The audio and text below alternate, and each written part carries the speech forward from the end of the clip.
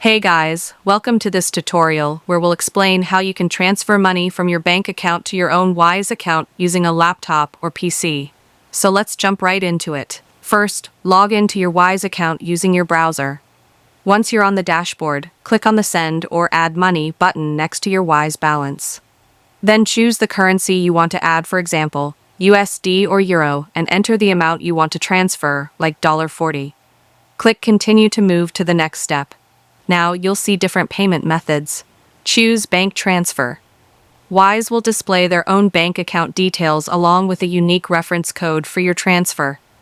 This code is important because it helps Wise recognize that the money is coming from you. Next, open your online banking in another tab and use those details to make the transfer from your personal bank account. Be sure to enter the reference code exactly as shown. Once you've completed the transfer, go back to Wise and click on I've sent the money.